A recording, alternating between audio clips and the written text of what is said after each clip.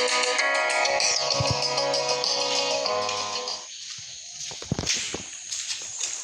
alam kamu බලන්න අපි ඊළඟ කොටසට යමු.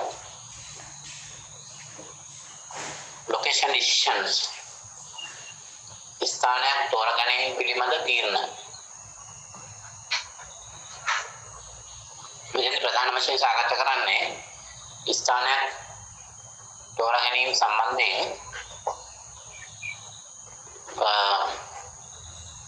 තීරණ. ඒකෙදී decision unit එකක් තියෙනවා. decision unit එකක් තියෙනවා.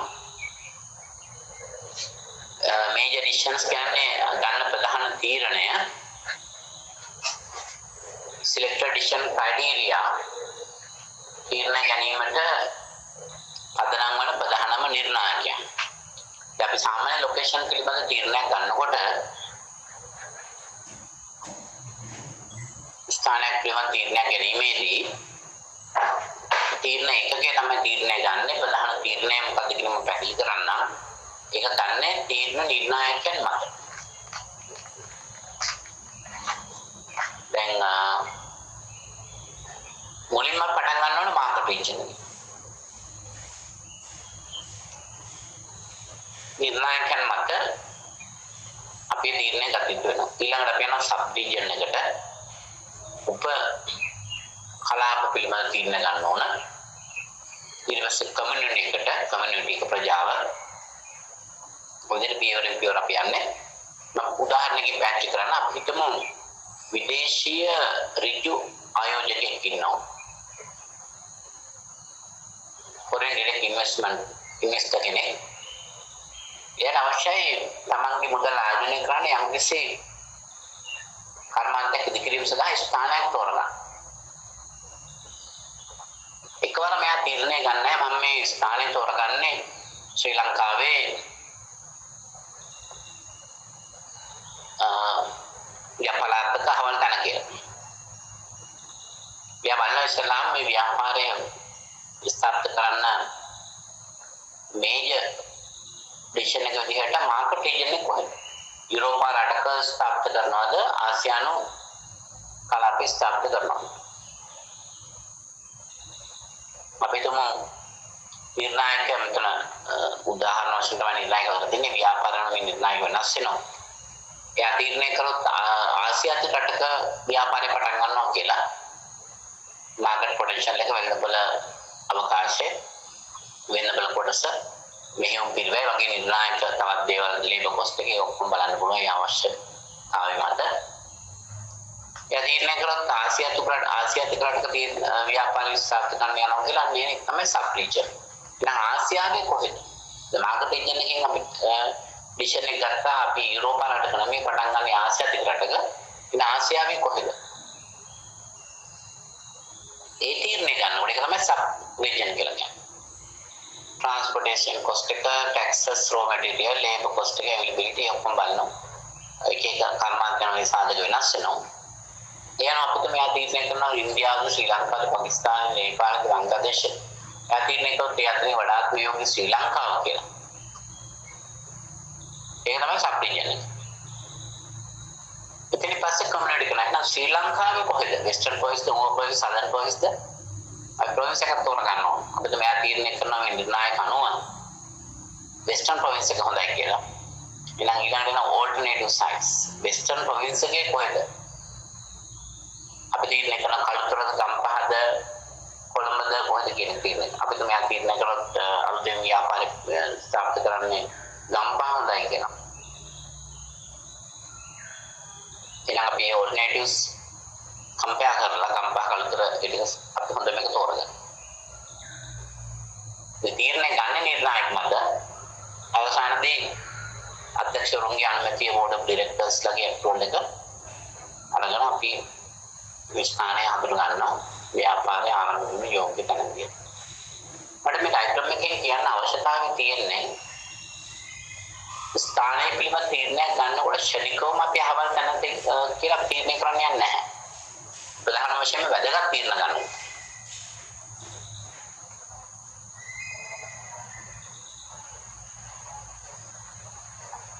මම මැසේජ් එකක් වෙනවා සමහර අය ලොග් වෙන්න බෑ කියලා.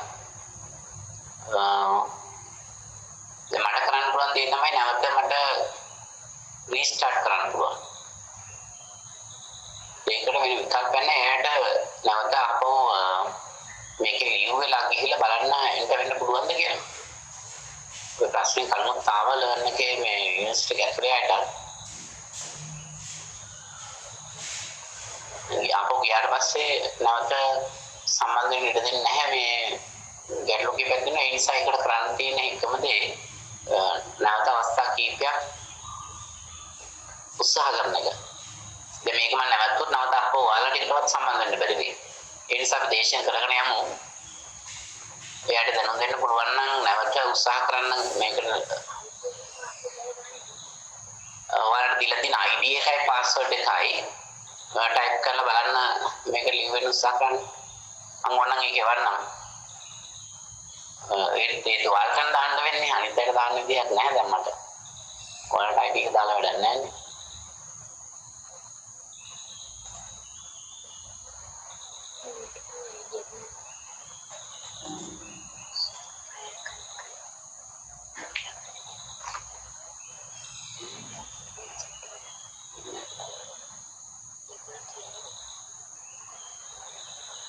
IC 12යි 267යි මේ ජොයින්ට් මීටින් එක ID එක 612යි 267යි 9යි 0යි 5යි 8යි 5යි ඒක වලට දාන්න පුළුවන් මීඩියා රින් කියන එක IC 12යි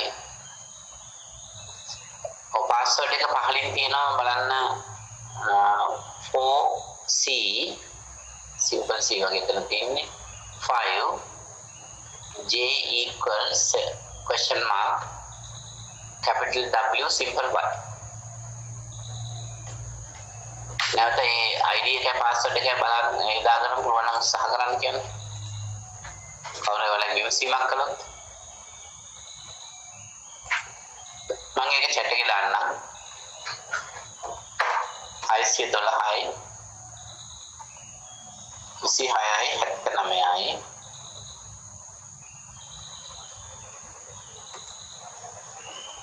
बिंदुයි 5යි 8යි 5යි එක ID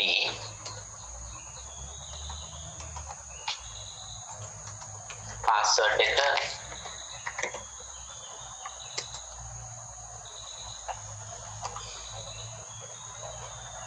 4යි C simple C 5 J equal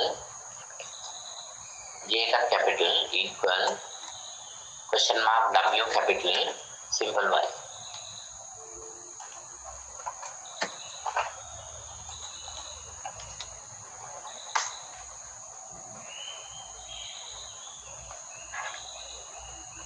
ඒක මනිෂට කරයි.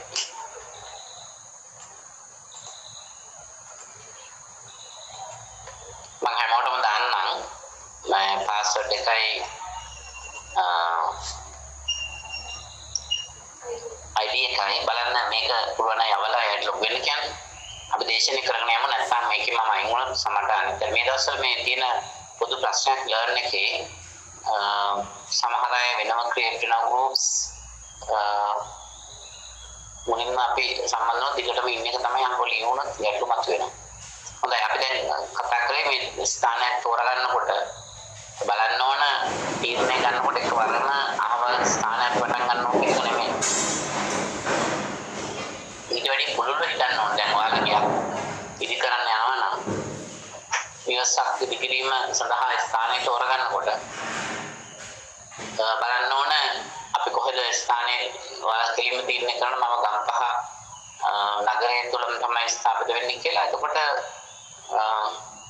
එහෙම කෙනෙක් තීරණය කරන්න පුළුවන්. නමුත් ඊට වැඩි පුළුල්ව බලන්න ඕනේ. ලංකාවේද විදේශ රටක ජපානයේද දැන් ඕනනම් හදේ උනත් බලන්න පුළුවන් නේ. දැන් මිනිස්සු හදේ ස්ථානපත් කරගන්න යනවා. ඒ නිසා තාක්ෂණයේ ඉහළයි. හදේ නිවසක් ඉදි කරනවාද නැත්නම් ලෝකෙ වෙන රටක ඉදි කරනවාද නැත්නම් ලංකාවේ ඉදි කරන්නේ. ඒක තමයි මාකට් රීජන්. ඊට පස්සේ සබ් රීජන් එක ලංකාවේ නම් කොහෙද? වෙස්ටර්න් ප්‍රොවින්ස්ද ඌව ප්‍රොවින්ස් එකද සදර්න් ප්‍රොවින්ස්ද එහෙම නැත්නම් සෙන්ට්‍රල් ප්‍රොවින්ස්ද ඒ විදිහට. අපි දුමු තීරණය කරේ වෙස්ටර්න් ප්‍රොවින්ස් නම් ඊට පස්සේ බලනවා වෙස්ටර්න් ප්‍රොවින්ස් එකේ කොහෙද. ඒක තමයි කමියුනිටි ඩිසිෂන්ස් කියලා කියන්නේ. ගම්පහ කලුතරද නැත්නම් කොළඹද. ඊට පස්සේ අපි ඕල්ටර්නේටිව් සයිට්ස් වලට යනවා. ගම්පහ කියලා තීරණය කරොත් ගම්පහත් කොහෙද? ගම්පහ දිස්ත්‍රික්කේ නම් අපි නිලුපිණි තෝර ගන්නවද? නැත්නම් ගම්පහ නගරේ තෝර ගන්නවද? විනෝඩ තෝර ගන්නවද? ඒ විදිහට අපි තීරණය කරනවා. ඒ විකල්ප සංසන්දනය කරලා අපි හොඳම එක තමයි තෝරාගැනීම කරන්නේ. ඊළඟ එක තේරුම් ගන්න අපි ලොකේෂන් ඩිස්ටන්ස් එකක් ගන්නකොට හැමතිස්සෙම පුළුවන් නම් අපි බ්‍රෝඩ් විදිහට හිතලා market region, sub region, community, alternative sites වලලා ඒ විදිහට ක්‍රයිටීරියාත් එක්ක කම්පෙයාර් කරලා යෝග්‍යම තැන තෝරගන්න එක වඩාත් හොඳ තීරණයක් විදිහට සලකන්න පුළුවන්.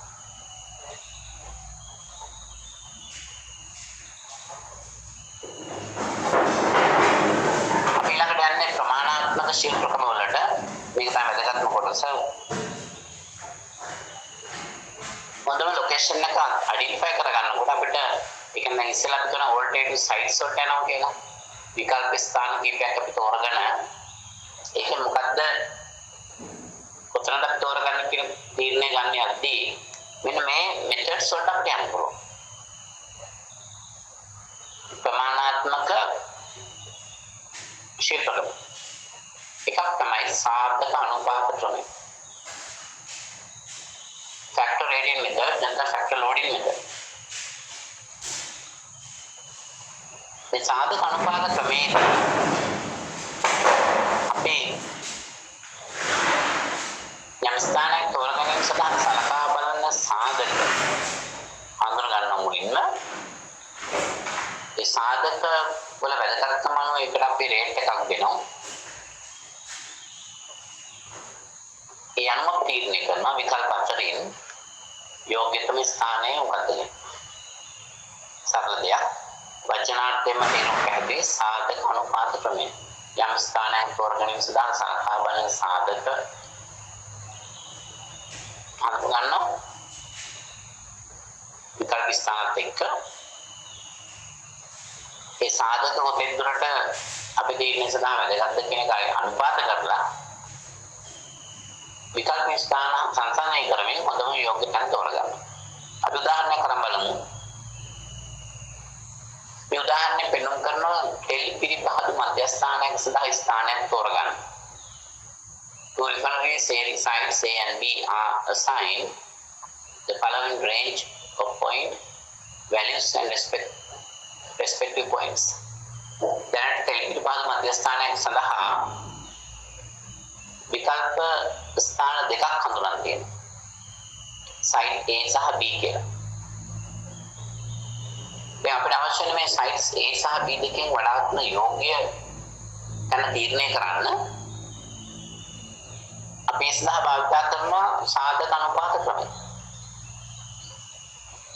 ඒතර අපි එතෙන්දී හඳුනා ගන්න මොනවාද මේ සලකා බලන සාධක. අපි කිව්ව අවශ්‍යතාවයක් තමයි සාධක තීරණය වෙන්නේ. දැන් මෙතනදී අපේ අවශ්‍යතාවය තෙල් පිරිපහදු මධ්‍යස්ථානයකදී අදාළ මේජර් ෆැක්ටර්ස් තමයි fueling region, තෙල් ලබාගැනීම පහසු, power availability, labor climate, living conditions, transportation, water supply, climate, suppliers, taxes and policies and laws. ඔය විදිහට අපිට සාධක ටික හඳුනා ගන්න පුළුවන්. ඊළඟට අපි එක එක සාධකයේ විකල්ප ස්ථානට කොතරම් වැදගත්ද කියන කාරණය තුළ ලකුණු ලබා දීමක් කරනවා. මේ විවිධ ranges value වල අපි fueling region 0 330 කියන range එකේ ලකුණු දීලා තියෙන 125ක් site A වලට. දෙවෙනි කරුණට දාලා 150 විදිහට ලකුණු දීලා තියෙනවා. B වලට ලකුණු ලබා දෙනවා.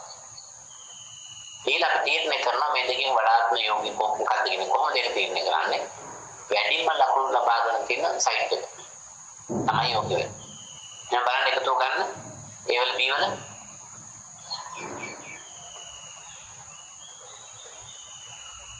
කියන්නේ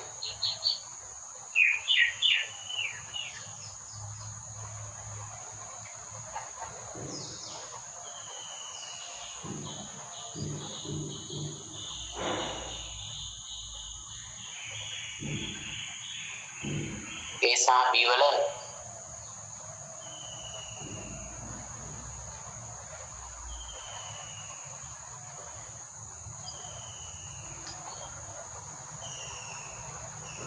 හාරසිය 18යි A වල B වල 544යි.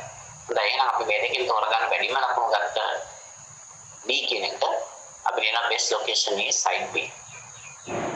best location is site B. තේරුණාද මේ ක්‍රමවේදය කොහොමද කියලා? ඒකට අපි කියන්නේ සාධක අනුපාත ක්‍රමය. සාධක දර්ශකතා බැලුවා සාධක වැදගත්කම අනුපාත කරා යන හොඳම විකල්පය තෝරගන්න. තේරුණාද මේ ක්‍රමවේදය? ये තේරුණාද කියන්නේ?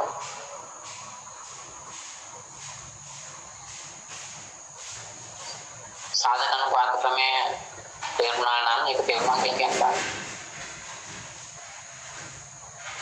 ගැටලු තියෙනවා නේද කියලා අහන්න පුළුවන් එහෙම නැත්නම් මම දෙකේ එකක් වෙනවා.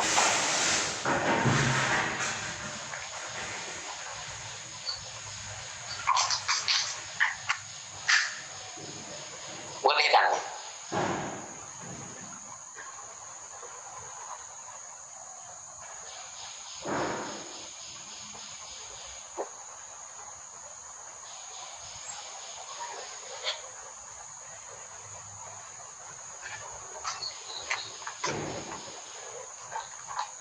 තේරුණාද සාධක අනුපාත ක්‍රමය? දැන් මම දැන් එක්කෙනෙක් අයින් වෙලා ගිහලා 18 වෙලා දැන් ආපහු ලොගින් වෙලා තිනවා. සමහර අය නම් සම්බන්ධ වෙන්න පුළුවන් මම දන්නේ. ඔය තේරුණා කියලා කියනවා තේරුණාට මම අහන්න ප්‍රශ්න උත්තර දෙන්න. කොහොමද අනුපාත කරන්නේ? ෆැක්ටර් රේටින් මෙතඩ් එක.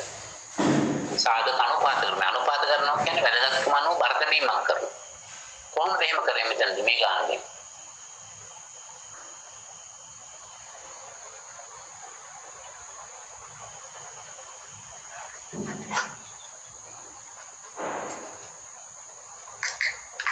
අනුපාත කිරීම කොහොමද කරන්නේ? මෙතනදී අපි එක එක සාධකයේ මත ලකුණු ලබා දීලා වැඩිම ලකුණු ටික තෝරගන්න. සාධක ටික තියෙනවා. මම ඉක්වේෂන් එක අනුපාත කරේ කොහොමද කියලා. අපිට හිතුවත් උත්තර දෙන්න පුළුවන්. ඒගොල්ලෝ තේරුණා කියවනේ සමන් අහන්නේ.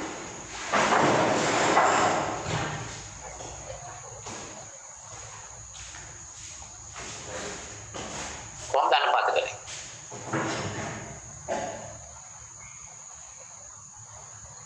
වෙන වචනයක්වත් වර්ධ වීමක් කරේ කොහොමද?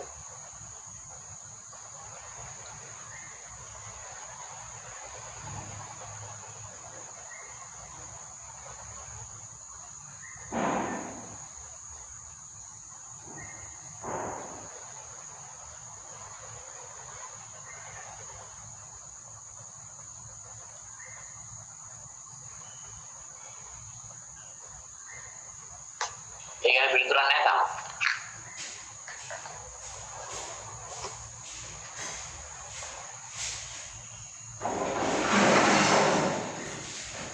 අර කියන පුළුවන් ඉතින් කොහොමද අනුපාත කිරීම කරේ?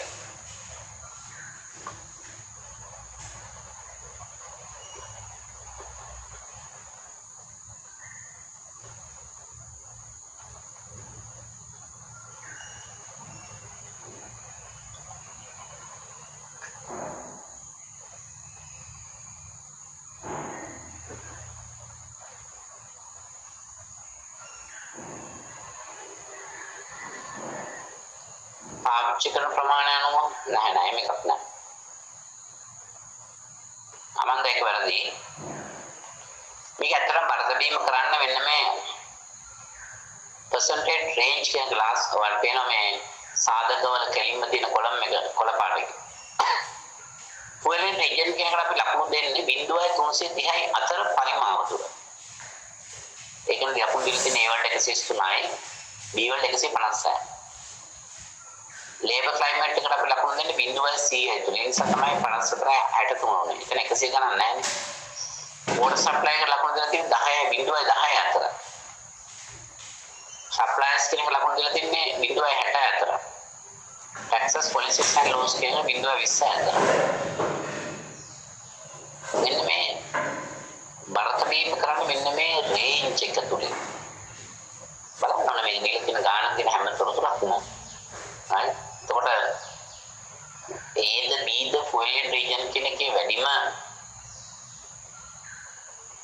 වැදගත් වෙන්නේ කොහම B තමයි වඩා වැදගත් වෙන්නේ. මොකද B තමයි ළඟින්ම තියෙන තැන. හැබැයි එයි අපි මේ B ෆුවලෙන් රීජන් කියන එකට 0.330 කියන රේන්ජ් එක ලකුණු දුන්නා. මේ සාධක සියල්ලම එක බලනකොට වඩා වැදගත්ම සාධකය තමයි තෙල් පිළිපහන මධ්‍යස්ථානයකට ෆුවලෙන් රීජන් එක. ඒ කලාපය තුළ තෙල් ලබා ගැනීමේ පහසු හැකියාව. අනිත් ඒවාට වැඩි වැදගත්ම සාධකය ඒකයි. ඒ නිසා ඒකට වැඩි බර්ත වීමක් කරලා තියෙනවා. වැඩි පරාසයක් තුළ ලකුණු දීලා තියෙනවා. එහෙනම් බලන්න මේ විවිධ පරාසයන් තුළ ලකුණු දෙන්න හේතුව තමයි මතක තියාගන්න. ඒ තුලින් තමයි අපි රේටින් කරන්නේ. Factor rating method. ෆැක්ටර්ස් ටික තියෙනවා අපි රේට් කරා. රේට් කරාට පිළගැස්වීමක් කළා. වැඩිම වැදගත්කමක් තියෙන සාධක මොනවද කියන එක ඒවට වැඩි බර දැමීමක් තුලින් තමයි අපි මේ ලකුණු දීම කරලා ඒ තුලින් වැඩිම ලකුණු ගත්ත ලොකේෂන් එක තමයි අපි හොඳම දැන වශයෙන් තෝරගන්නේ. පැහැදිලිද? ඒක සාකච්ඡා කරලා පැහැදිලිද? කොහොමද ෆීඩ්බැක් එක අවශ්‍යයි මට. පස්සේ තේරෙන්නේ නැහැ කියලා කිව්වොත් ඒක අපරාධයි. දැන් තේරෙන්නේ නැහැ කිව්වොත් මට ඒක ඉස්සර ගන්න පුළුවන් නැවත. මොකද දේශයෙන් සම්බන්ධ වෙන ඔයාලටත් මේ අඩුතරමින් ඒ වාසිය තියෙන්න ඕනේ. දැන් මේක රෙකෝඩ් එක අහලා කෙනෙක් ඉන්න පුළුවන්. ඔව්. කොහොමද කියන තේරුණා කියලා. හොඳයි මේක හොඳින් තේරුණා නම් බලමු අපි තව උදාහරණයක් සාකච්ඡා කරලා බලන්න මේකට මට හරිම උත්තරය ලබා දෙන්න.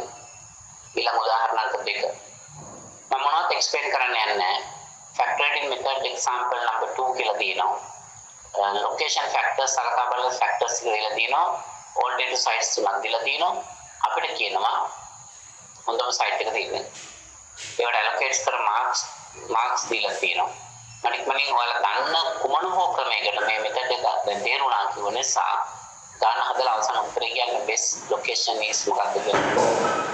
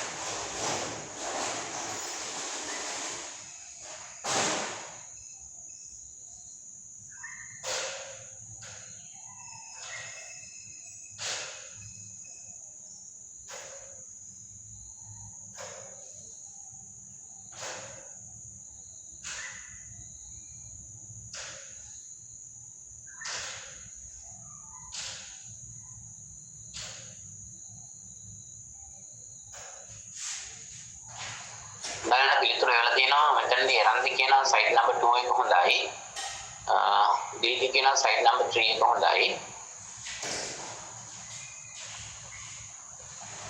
අද නිකන් උත්තරේ. සයිට් 2 දෙන්නේ තියෙන උත්තර අමන්ද කියන්නේ සයිට් 2 right. පදනමක් තියෙනවද මේ ඇයි සයිට් 2 කියලා කිව්වේ? ඇයි සයිට් 3 කියලා කිව්වේ? සයිට් 2 කියපුවා බලන්න හේතුව කියන්නේ ඇයි සයිට් 2 තෝරගත්තේ කියලා?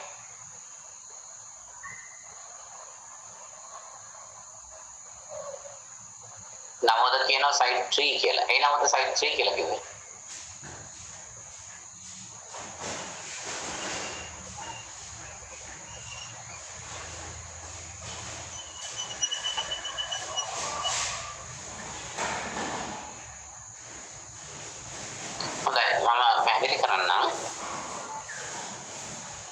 ඉස්සෙල්ලා ගන්න මගේ අර පහසුවෙන්ම අපේ මේ සයිට්ස් වලට වෙන් කරලා තියෙන ලකුණු ටික එකතු කරලා වැඩිම ලකුණු එක හොඳයි කියලා තීරණය කරන්න බෑ.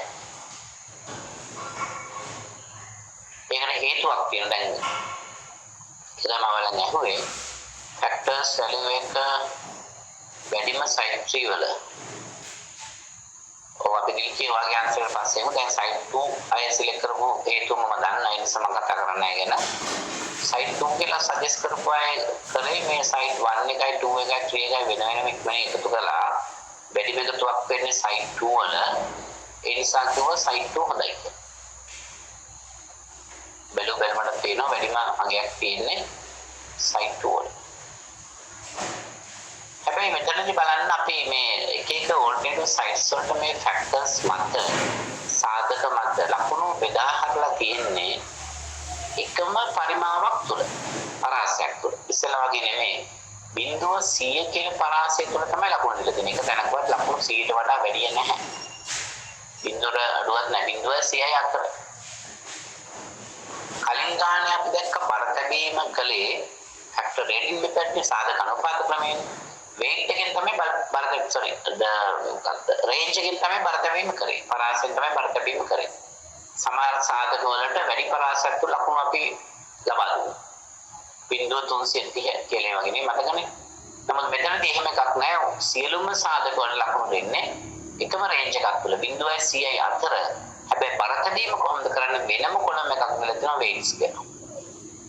ඒ නිසා මේ ගාන හදනකොට අපි මේ දීලා තියෙන ලකුණු ටික වෙන වෙනම මේ weights වලින් වැඩි කරන්න ඕන. 80 වැඩි කිරීම 0.3 එකතු කිරීම 100 වැඩි කිරීම 0.2 0.15 වැඩි කිරීම 60 එකතු කිරීම 0.15 වැඩි කිරීම 75 එකතු කිරීම 0.1 වැඩි කිරීම 65 එකතු කිරීම 0.05 වැඩි කිරීම 85 එකතු කිරීම 0.05 වැඩි කිරීම 50 එකතු කිරීම.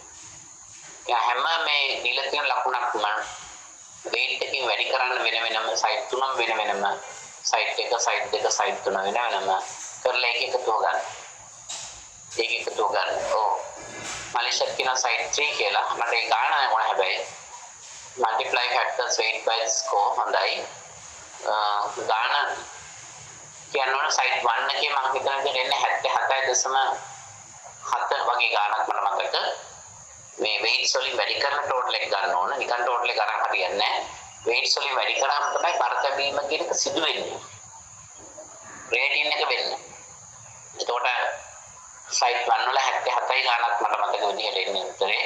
ඔය 77.5 සයිට් 2 වල වෙන්නේ 80.8 80.8 කියන්නේ සිරස නෙවෙයිනේ 80.8 සයිට් 2 වල weight එක වැඩි කරලා නගේ ඊළඟට 82.05 කියන සයිට් 3 වල weight එක වැඩි කරලා නගේ යනවා මේ තුන සංසන්දනය කරාම 77.5යි 80.8යි 82.05යි වැඩි මගේ වෙන්නේ 82.05 කියන්නේ best location එක වඩා දෙකයි site 3 කියලා.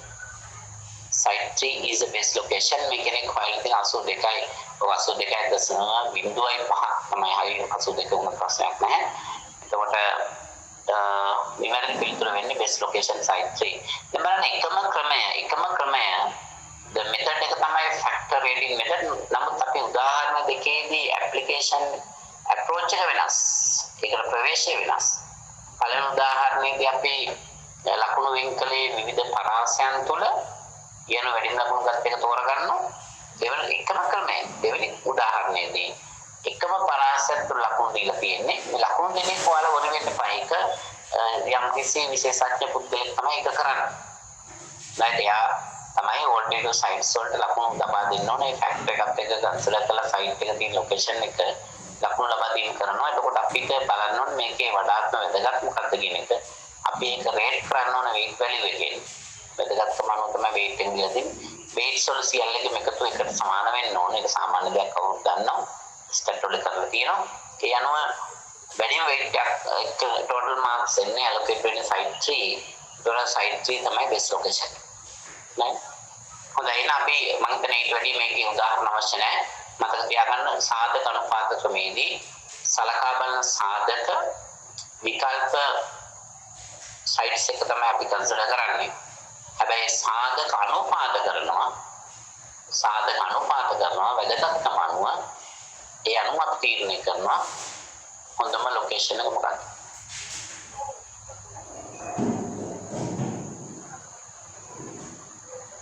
අපි යමු දෙවෙනි ක්‍රමයට center of gravity method. ඒක ලියා ගන්න ගුරුත්ව කේන්ද්‍රීය ක්‍රමය. ගුරුත්ව කේන්ද්‍රීය ක්‍රමය. මේ ගුරුත්ව කේන්ද්‍රීය ක්‍රමය කියන එකත් අපිට හොඳම ලොකේෂන් එක හඳුනා ගැනීම සඳහා භාවිත කළ හැකි වැදගත් ශිල්ප ක්‍රමයක්. ප්‍රමාණාත්මක ශිල්ප ක්‍රමයක්. හැබැයි මේ ක්‍රමය යොදා ගන්න පුළුවන් දැනට පවතින ආයතනයක. existing organization එක. අලුතින් ආයතනයක් පටන් ගන්න යනකොට බොහෝ විට මේ ක්‍රමය යොදා ගැනීම පාස් වෙනවා. දැනට තියෙන ආයතනයකට අලුතින් ගබඩාවක් ස්ථාපිත කළ යුතු ස්ථානයේ තෝරගන්න අවශ්‍ය නම් ඉන්ටර්මීඩියට් හෝල්ඩින් ෆැසිලිටි එකක්. දැනට තියෙන ආයතනයකට තව විකුණු මධ්‍යස්ථානයක් හඳුනා ගන්න අවශ්‍ය නම් දැනට තියෙන ආයතනයක තවත් නිෂ්පාදන කර්මාන්ත ශාලා ස්ථානයක් හඳුනා ගන්න අවශ්‍ය නම් අනේ වගේ අවශ්‍යතාවකදී තමයි මේ center of gravity method නැත්නම් ගුරුත්ව කේන්ද්‍රයේ ක්‍රමය වඩාත් යෝග්‍ය වෙන්නේ. මේ ක්‍රමයේ භාවිතයේදී අපිට සිදු වෙනවා දැනට තියෙන ස්ථාන ටික ඉස්සෙල්ලා හඳුනා ගන්න. ඒ අතර දුර ප්‍රමාණය මන බලන්න distance between them සහ ඒ වාගේ පරිමාව සැලකිලිට ගන්න. පරිමාව කිව්වහම නිෂ්පාදනය කරන ප්‍රමාණයක් වෙන්න පුළුවන්, ගබඩා කළ හැකි ප්‍රමාණයක් වෙන්න පුළුවන්, අලෙවි ප්‍රමාණයක් වෙන්න පුළුවන්. ආදී වශයෙන් පරිමාව අපිට සැලකිලිට ගන්න වෙනවා. ඒක ඔන්නයි කියව තොරතුරු සියල්ල පදනම් කරගෙන මොනවාද දැනට තියෙන ස්ථාන, ඒවා අතර දුර ප්‍රමාණය සහ ඒ වාගේ පරිමාව පදනම් කරගෙන අපි තීරණය කරනවා නව ස්ථානය කොතනද විය යුත්තේ. The center of gravity method is used for locating the single facilities that consider existing facilities. දැන් තියෙන පහසුකම් අපි සලකා බලන්න ඕනේ. The distance between them ඒවා අතර දුර ප්‍රමාණය සැලකිලිට ගන්න ඕනේ. And the volume of the goods to be shifted between them. ඒ වගේම පරිමාව ගැන දැනගන්න. This methodology involves formulas used to compute the coordinates of the two-dimensional point that meets the distance and volume criteria stated above. ක්‍රමයේදී අපි සමීකරණ දෙකක් භාවිතයට තමයි අලුත් ස්ථානයේ කොතනද කියලා හඳුනගන්න. මම සරල උදාහරණයක් ගන්නම් මේක තවත් තේරුම් ගන්න. No limit කියන ආයතනයේ ශාඛාවක් මහරගම තියෙනවා. No limit කියන ආයතනයේ ශාඛාවක් නුගේගොඩ තියෙනවා. No limit කියන ආයතනයේ ශාඛාවක් දෙහිවල තියෙනවා. මම ඔය ළඟ ප්‍රදේශ තුනක් තවත් ශාඛා තැන් වල තියෙනවා. අපි ගමු ඒ ශාඛා තුන මේ ආයතනට අවශ්‍යයි මේ නුගේගොඩ දෙහිවල මහරගම කියන ශාඛා තුනට පොදු තැනක ගබඩාවක් පවත්වාගෙන මේ ශාඛා තුනට පහසුවෙන්ම ළඟා විය හැකි පොදු ස්ථානයක ගබඩාවක් තියාගන්න. අන්න එවැනි අවශ්‍යතාවයක් සඳහා මේ center of gravity method කියන එක තාමත් ගැලපෙනවා. අපි ඒ ස්ථාන තුනට ගබඩා පහසුකමක් තෝරගන්නකොට ඒ ස්ථාන තුනට පහසුවෙන් ළඟා විය හැකි පිළිවෙල අඩුවන ආකාරයේ ස්ථානයක් තෝරගන්න ස්ථානයේ වඩාත් දෙහිවට ලඟ වීමත් හරිය නැහැ, වඩාත් මහරගම ලඟ වීමත් හරිය නැහැ, නුගේගොඩ ලඟ වීමත් හරිය නැහැ. තෝරගන්න ඕනේ තුනටම මධ්‍යස්ථ තැන. ඒකෝට අපිට බෙදා හැරීමේ වේගය ගැන කන්සර්න් කරන්න පුළුවන්, පිළිවෙල කර ගන්න පුළුවන්, ඒ වගේ වාසි තියෙනවා. අන්න එහෙම තැනක් තෝරගැනීම සඳහා තමයි මේ ක්‍රමය වඩාත් විවහල් වෙන්නේ. ඒ අනුව බලනවා දැන් තියෙන ලොකේෂන්ස් ටික, ඒව අතර දුර ප්‍රමාණය, ඒ වගේ වොලියුම් එක අපි කන්සිඩර් කළා. වොලියුම් එක වහම සේල්ස් ප්‍රමාණයක් හරි නිෂ්පාදන සමාගම හතර බාන ප්‍රමාණය හරි ඕන ප්‍රමාණ පරිමාවක් ගන්න පුළුවන්. ඒ අනුව අපි ගණනය කරනවා සමීකරණ දෙකක් භාවිත කරලා අපි ගණනය කරන නව ස්ථානයේ x ඛණ්ඩාංකයේ සහ y ඛණ්ඩාංකය. x coordinate and y coordinate කියලා කියනවා. මෙන්න මේ සමීකරණ දෙක තමයි භාවිත කරන්නේ. cx coordinate of center of gravity summation of dix into vi divided by summation of vl. summation කියලා කියන්නේ සමුච්චිතගේ dix වල සමුච්චිතගේ අපි වොලියුම් වලින් වැඩි කරලා ඒක බෙදනවා සමුච්චිත පරිමාණ. cy හොයන්නේ diy into vi summation of diy කියන්නේ සමුච්චිත diy වල එකතුව. අපි summation of volume සමුච්චිත පරිමාණයෙන් බෙදලා cy හොයාගන්න. මේක ඉස්සර කරලා තියෙන පහලින් cx කියන එකේ අදහස x coordinate of center of gravity. x ඛණ්ඩාංකය ගුරුත්ව කේන්ද්‍රයකමට අදාළ x ඛණ්ඩාංකය. cy කියන්නේ ගුරුත්ව කේන්ද්‍රයකමට අදාළ y ඛණ්ඩාංකය. dix කියන්නේ x coordinate of the ith location. විවිධ දැන් තියෙන ස්ථානවල x ඛණ්ඩාංක ටික. diy කියලා කියන්නේ දැන් තියෙන ස්ථානවල y ඛණ්ඩාංක ටික. vi වලින් represent කරන volume of the goods move to or from ith location. volume එකේ වතර කුමාරණ වොලියුම් එක. එහෙනම් ওই ටික පදනම් කරගෙන අපිට පුළුවන් මෙන්න මේ සමීකරණ දෙක භාවිත කරලා නව ස්ථානයේ කොතනද කියලා හඳුනගන්න. මේක ප්‍රායෝගිකව බොහෝ ආයතන භාවිත කරන ක්‍රමවේදයක්. විශේෂයෙන්ම නාවික හමුදාවේ ආයතන සාහනිකුත් ආයතනත් මේක භාවිත කරන center of gravity method කියන එක. එයාලට පොදු තැන් හොයාගන්න වියදම අඩු වෙන කාලය ඉතිරි වෙන එවැනි අරමුණක් ඉටු කර ගැනීම වෙනුවෙන් තමයි මේ ක්‍රමය භාවිත කරන්නේ. එතකොට අපි උදාහරණයක් කරන් බලමු කොහොමද ගුරුත්ව කේන්ද්‍රය ක්‍රමය තුළ යෝග්‍යතම ස්ථානයක් හඳුනගන්නේ. Several automobile showrooms are located according to the following grid. grid එකක් කියලා කියන්නේ map එකක්. මෙතන grid map කියලා අපි කියනවා. GRID කියන්නේ map එකක්. මේ auto mobile showrooms වල කීප එකට අදාළ දැන් තියෙන locations ටික මේ grid map එකෙන් දීලා තියෙනවා කියලා කියන්නේ.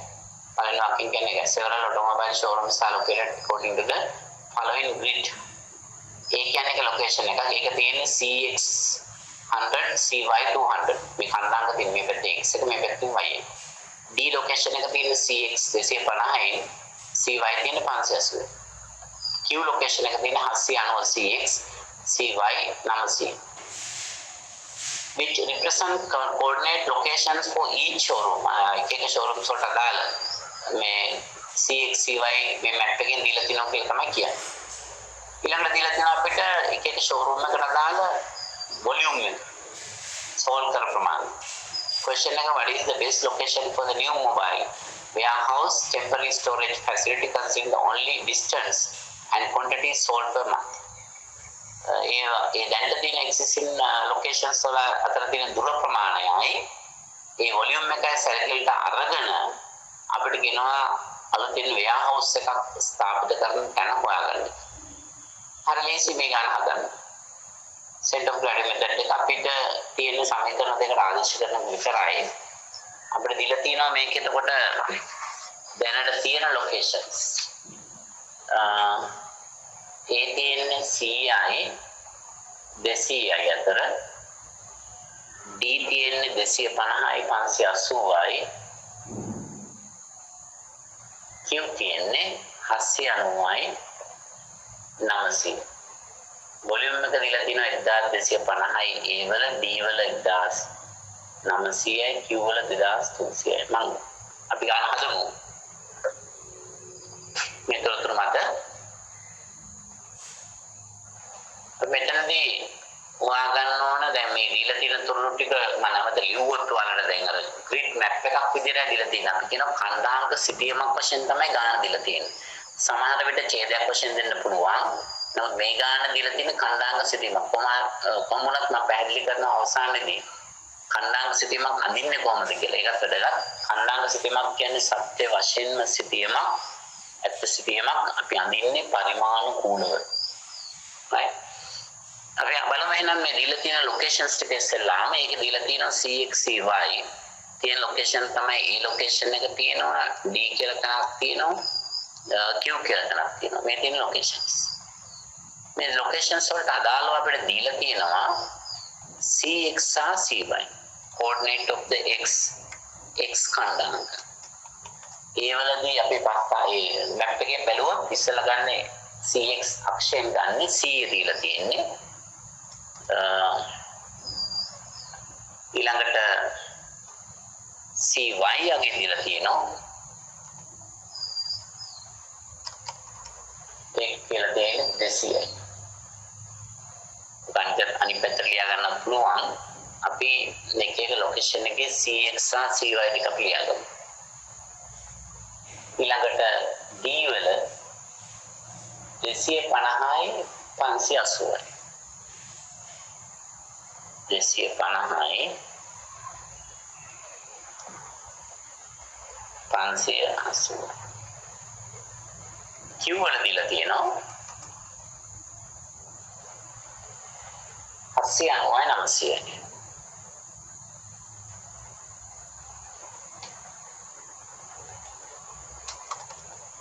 900යි ඊළඟට අපි වොලියුම් එක ගත්තොත් නම් එකකින් ගන්නවා V කියලා වොලියුම්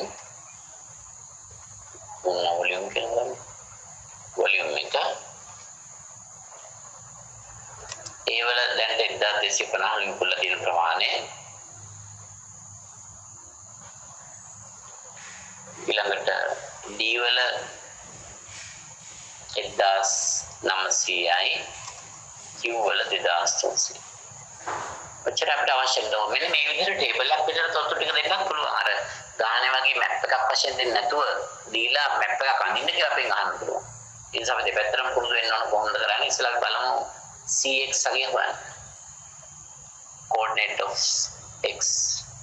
කොහොමද හොයන්නේ? summation of dxy කියන්නේ අපි ගන්න ඕන summation එක. ඒක අපි හොයාගන්නේ A දැන්ට තියෙන locations වලට යන්නේ A වල CX අගේ 100 වැඩි කරන්න වොලියුම් එකකින් 1250 වරාන දාගත් ලේසි CX වෙනකොට අපි ගන්නවා summation of dx dix ඒකට ගන්නේ පළවෙනි ලොකේෂන් එක CX වැඩි කරලා 1250 එකතු කරන් summation එක එකතු ගන්න D වල 250 වැඩි කරන්න වොලියුම් එක 1900 ඒකත් වරහණක් දාගත්තු ප්ලේස් නැත්නම් සුළු කරලා පැටලෙන්න පුළුවන් ඊළඟට ඒකට එකතු කරන්න Q වලදී 790යි ඒක වැඩි කරන්න 2300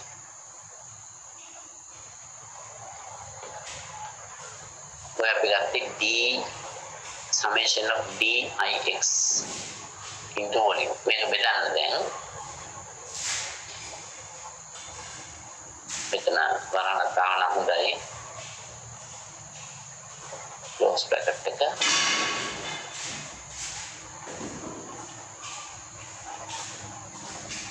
open bracket එකක් දාමු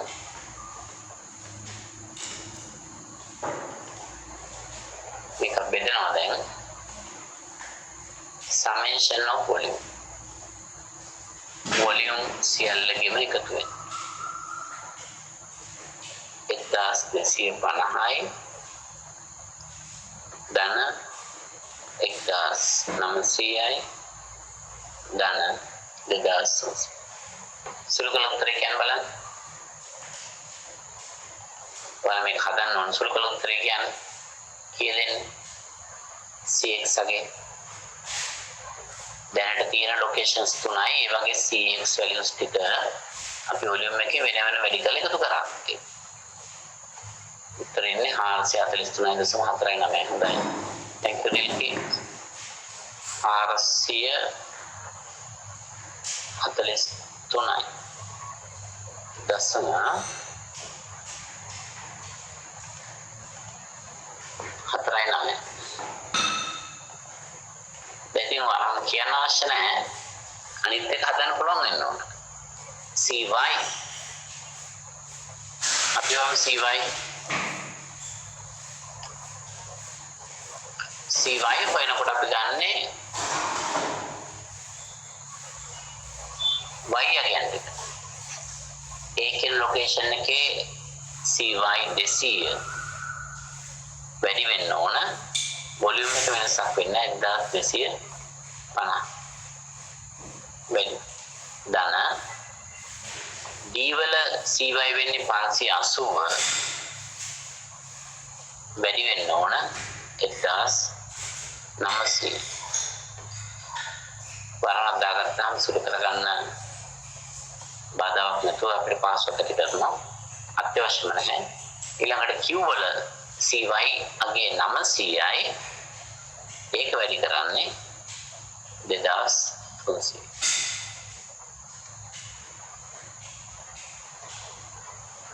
ඒ සියල්ලම අපි බෙදනවා summation of volume පරිමාව එකතු වෙනවා. කලින් එකමයි එන්නේ CX වල තියෙන පරිමාව එකතුවමයි එන්නේ. නමුත් ඉතින් ඕනනම් අපි නැවත ලියාගමු. 1250 කලින් උත්තරය හදන්න නිසා ඒකම දාන්න පුළුවන්. 1900 නමුත් යම් වරදක් වෙලා තිබුණොත් ඒක හඳුනා ගන්න පුළුවන්. නැවතත් මේක සටහන් කරොත් වෙනම ගන්න කිරීමක් කරොත් කීයද සුළු කරාම එන උත්තරේ 627 දැන් මේ වල තියෙන ආමන්ද සහ දෙකෙත් වල තියෙනවා 627.89 සමානයි 627.89.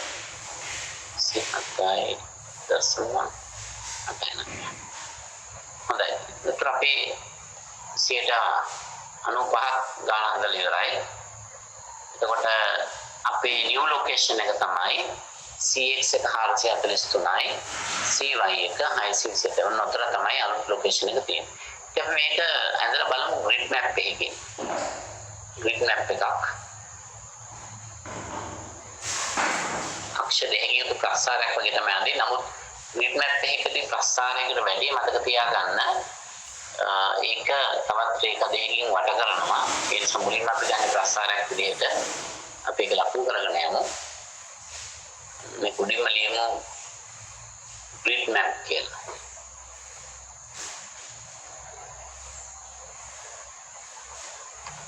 GRID खंडांक सिद्धिम के लिया අපි මුලින්ම සටහන් කරන පොයින්ට් ඔෆ් ඔරිජින් මූල ලක්ෂ්‍ය බිඳුවයි ඊට පස්සේ මෙතන අපි ලකුණු කරනවා CX කියලා x खंडांक ප්‍රසාරයක් වගේ තමයි මුලින් පටන් ගන්න යදින්න CY මම කෙලින්ම කොටුවක් වගේ ගත්ත උනාට ප්‍රසාරයක් වශයෙන් තමයි ගන්න CY ඊට පස්සේ මේ උඩින් මේ පැත්තේ රේඛාව පහළ මේ හලහ රේඛාව ටික ඇඳලා මේක මැප් එකක් නිසා කොටු කරලා පෙන්නනවා. ප්‍රසාරයක් වශයෙන් ඕපන් තියන්නේ නැහැ. ඒකයි වෙනස. දැන් ගන්න අගයන් ටික අපිට CX බලන්න CX වල අගයන් යනවා 890 දක්වා කියන 800 විතර වගේ දක්වා යනවා. අපි යමු අගයන් ටික ප්‍රමාණත් දෙන්න නැහැ. 100 200 300 අන්තිමට ඉගෙන ප්‍රමාණවත් මදි. විලක්කම් කොමෙන් නිසා තමයි ප්‍රශ්නේ එන්නේ.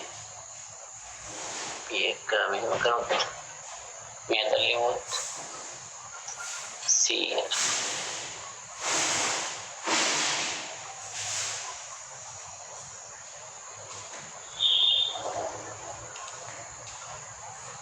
200 මම මේ විදිහට ලියන්නම්. වෙන විදිහ නෙමෙයි ඊට මැද නිසා.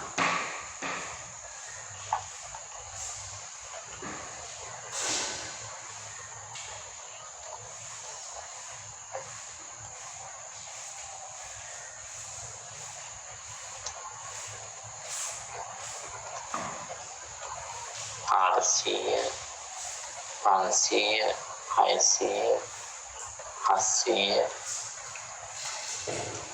Arsia. මේක වල ප්‍රසාර පොලේක හරියට අඳින්න ඕන. ඉතින් ඔය විදිහට අපි හිතමු.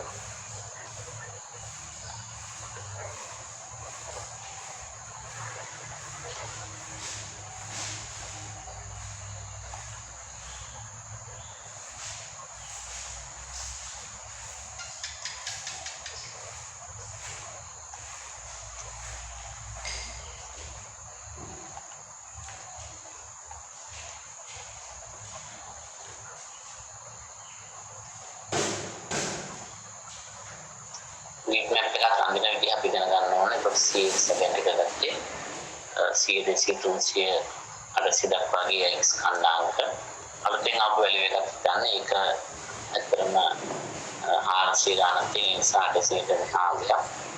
ඒතර ඉහාට අපිට ලක් අවශ්‍ය වෙන්නේ නැහැ. සාමාන්‍ය ප්‍රස්තාවයක් කරනකොට ගන්නවානේ කණ්ඩායමක අවශ්‍ය ප්‍රමාණයක් මුල කරගන්න ඕනේ.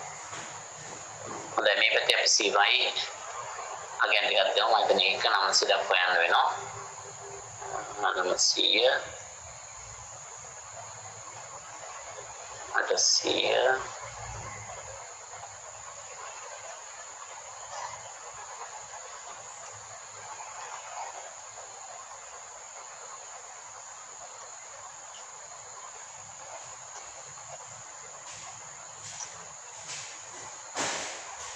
ඔච්චර අපිට අගයන් ටික එනවා.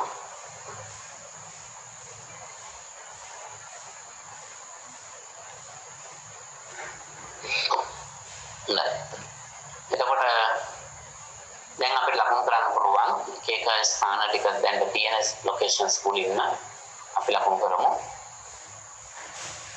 අපි මුලින්ම ගමු A 100 200 අතර මේ පැත්තෙන් 100 මේ පැත්තෙන් 100 ගන්න. මෙතන CY වලින් 200 ගන්න. මේ තියෙන්නේ ලොකේෂන් එක එකක් A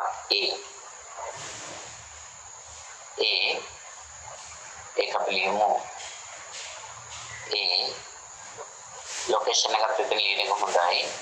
වරහණක් දාලා අපි ඉදිරියට ගන්න තියෙනවා 100 200 අතර තියෙනවා.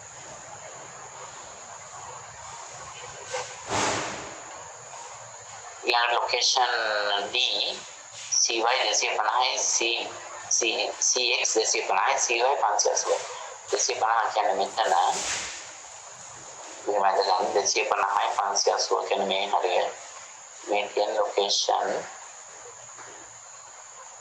B මේක කණ්ඩායමකට කියලා ගමු.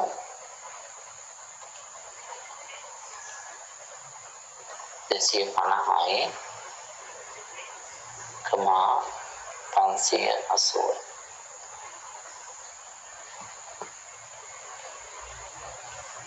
ඊළඟට තියෙනවා 790යි 900යි 790 මේ පැත්තෙන් ගන්න 790 මෙතන 900 අස්සර පොලේ ගන්නාම තමයි දෙන්නේ අපි මේක නිර්මාණය කරන්න පුළුවන්. අපේ ලොකේෂන් එක නම් කරන්නේ Q කියලා. Q ලොකේෂන් එක අපි කණ්ඩායමකට ටිකක් ලියා ගමු. ඒ කණ්ඩායමක වෙන්නේ 790යි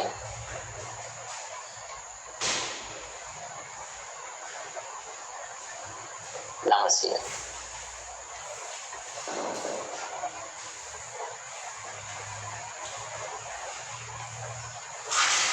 ඊළඟට අපි යනවා අලුතෙන් හඳුනාගත්ත ලොකේෂන් එක 443යි 627 443 627 මෙන්න තනක් වෙන්නේ අපි ඒක නම් කරමු new location කියලා.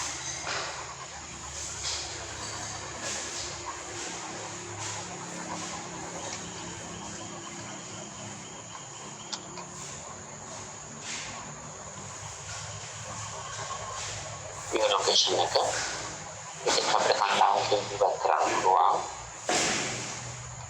CX 443යි ප්‍රසමගෙන අවශ්‍ය නැහැ ICC එක. ඔන්න විදිහට තමයි අපි කණ්ඩායම සිටි නිර්මාණය කරන්නේ. එතකොට මේ සම්පූර්ණ ගාන යනවා අපේ new location එක වෙන්නේ මේ new location එකෙන් පොත් කරලා තියෙනවා අපි මේ වොලියුම් එකත් එක්ක තමයි කන්සිඩර් කරලා වඩාත්ම යෝග්‍ය තැනකට අපිට ෆීඩ් කරන්නේ. ඒ පොදු ප්‍රදේශයක් කියවට මේ තුන්තම පොදු තැන සමානට එක වෙනස් වෙනවා මේ වොලියුම් එකත් එක්ක. බලන්න ගාන පිළ තියෙන ග්‍රිඩ් මැප් එකක් ආකාරයෙන් මේ ලෝකල් වලට පේනවා ග්‍රිඩ් මැප් එකක් විදිහට තමයි ගාන පිළ තියෙන්නේ. අපි ඒකෙන් හඳුනාගත්ත CXY යන අලුත් ස්ථානයේ තොරගත්ත. එහෙනම් මතක තියාගන්න ගුරුත්ව කේන්ද්‍රයේ ක්‍රමේදී තියෙන ස්ථාන පදනම් කරගෙන අපි අලුත් ස්ථානයක් සොයා ගන්නවා. අලුත් තියෙන ස්ථාන අතර දුර ප්‍රමාණය සහ ඒ වගේ පරිමාව තමයි ප්‍රධාන වශයෙන් පදනම් කරගන්නේ. ඒකෙන් අලුත් තැනක් හොයනකොට අපි අරමුණක් තියෙනවා. එක්ක පිළිවෙලම කර ගැනීම, ගමන් දුර ප්‍රමාණය වම් කර ගැනීම, නැත්නම් ලාභ පරිම කර ගැනීම මොකක් වෙයි වෙන්නේ විශේෂිත අරමුණක් පෙරදරි කරගෙන තමයි අපි මේ ක්‍රමය යොදවගන්නේ. අපි හදමු තවත් ගානක් ඊළඟ ගානට යන්න. ගාන මේකේ කියලා තියෙන the electronic goods production company needs to locate an independent holding facility. විදුලි උපකරණ විදුලි භාණ්ඩ නිෂ්පාදන සමාගමකට අන්තර්මාධ්‍ය තොග පවත්වා ගැනීමේ ස්ථානයක් හඳුනා ගන්න අවශ්‍යයි. between its major factory in Biegum. ප්‍රධාන නිෂ්පාදන කර්මාන්තයේ තියෙන බියගම සහ its major distributors. එයාගේ ප්‍රධාන බෙදාහැරීම් කරුවන් අතර. හොඳට තේරුම් ගන්න. ඉලෙක්ට්‍රොනික ගුඩ්ස් විදුලි උපකරණ භාණ්ඩ නිෂ්පාදන සමාගමකට අන්තර්මාධ්‍ය බෙදාහැරීම් ස්ථානය නැත්නම් තොග පවත්වා ගැනීම මධ්‍යස්ථානයක් පවත්වා ගන්න අවශ්‍යලු බියගම මේන් ෆැක්ටරි එක තියෙනවනේ බියගම තියෙන මේන් ෆැක්ටරි එක සහ ඩිස්ට්‍රිබියුට් බෙදාහැරීම් කරුවන් අතර distributors. The X and Y coordinate for these locations are provided in the table below along with the annual sales that each location generate. පහත වගුවෙන් එක එක බෙදාහැරීම් මධ්‍යස්ථානවල X සහ Y coordinates දීලා තියෙනවලු. ඊට අමතරව වාර්ෂික විකුණු ප්‍රමාණය along with the annual sales each location. මේ table එක වලට පේනවා locations කොල්ලපිට දෙකවල ආර්ථික දිනුගේ කොට annual sales ටික 1000 figures වලින් දීලා තියෙනවා. X coordinate දීලා තියෙනවා. Y කණ්ඩාංක X කණ්ඩාංක දෙක දීලා තියෙනවා. Biegum factory also one of the distribution center. Biegum බෙදාහැරීම් මධ්‍යස්ථානයයි. Biegum X and Y coordinates are 250 and 450 respectively. Biegum X and Y coordinates වෙනම දීලා තියෙනවා. Biegum annual sales was 498,000 rupees. Biegum වාර්ෂික විකුණුම 4,10,000 රුපියල් 4,98,000. In order to reduce the transportation cost, සමාගම ප්‍රවාහන පිළිවෙල අඩු කර ගැනීම සඳහා management has decided to open integrated holding factory. කළමනාකරණය තීරණය කරනවා අන්තර්මාධ්‍ය බෙදාහැරීම් මධ්‍යස්ථානයක් ආරම්භ කරන්න. මම මේ වැනි කතාවක් කලින් කියලා දෙනවා. දැන් කාගිල් සමාගම සතුව outlets ලංකාවේ දැන් තියෙනවා 340කට වැඩි ප්‍රමාණයක්. කාගිල්ස් වල තියෙන outlets Cargills food city sales centers 340කට වැඩි ප්‍රමාණයක් තියෙනවා. ඒ මේ ගොඩක් මේ කාගිල්ස් ඒවා තියෙන්නේ බස්නාහිර පළාතේ අතර. බස්නාහිර පළාත පිට පළාත් වල කාගිල්ස් තියෙනවා. නමුත් සාපේක්ෂව අඩුයි.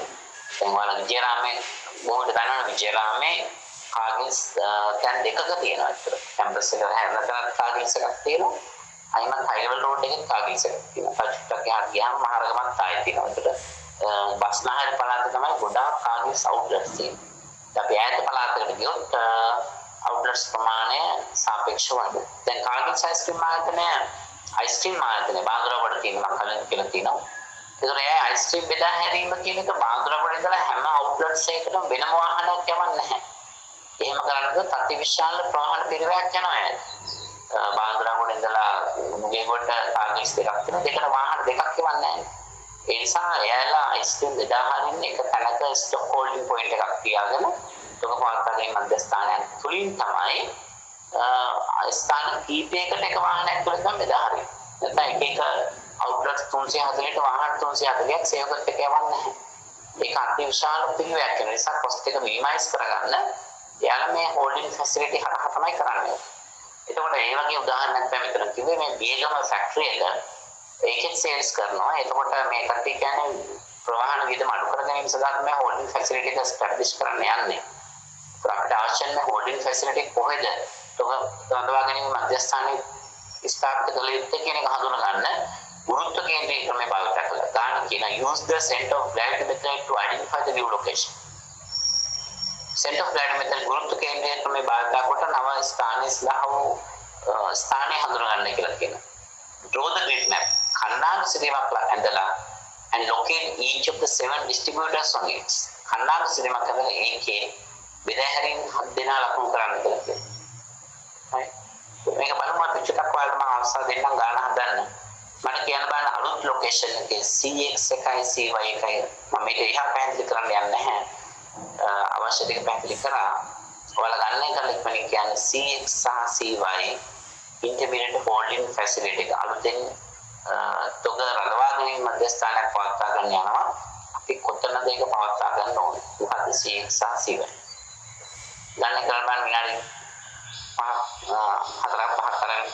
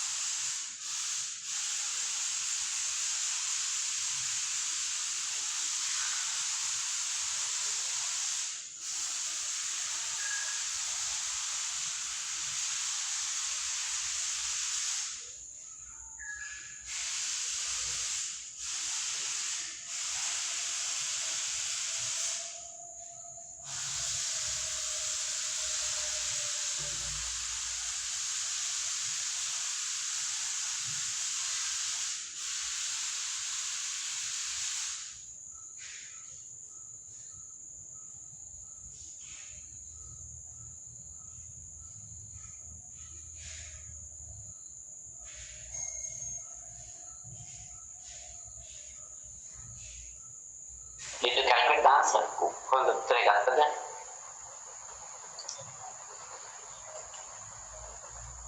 CX 258.96 කියලා කියනවා මధు මලීෂා. CY 201.62. What about others? අනිත් එක දාන්න. මලීෂා ඉක්මනින් ගන්නේ කරලා තියෙනවා. මම අනිත් එක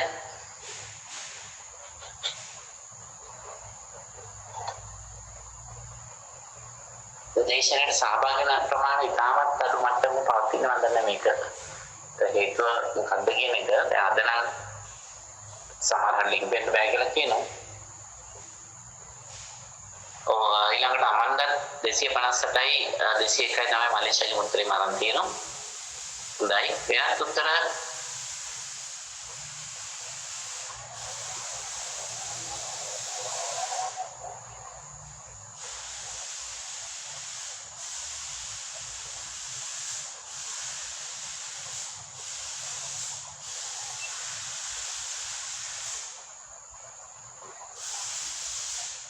අනිත් උත්තරත් මට දැනුම් දෙනවා නම් වඩාත් හොඳයි.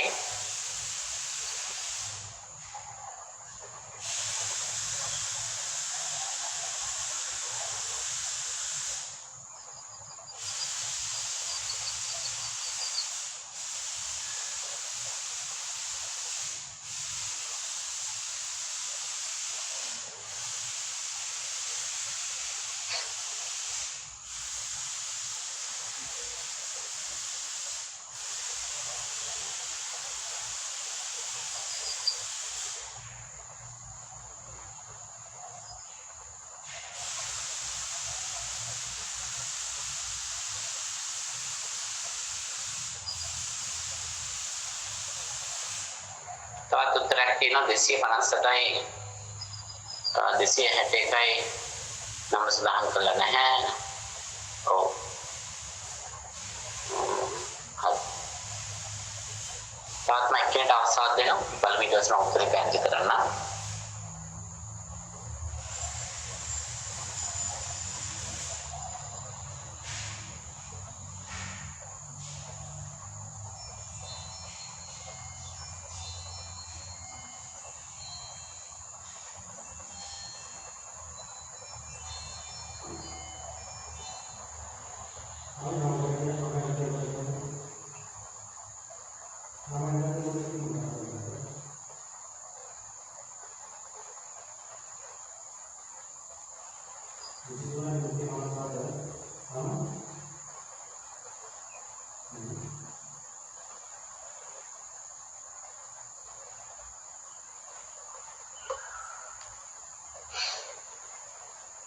දෙසිය 60යි 201යි කියන උත්තරේ වලක් කියනවා.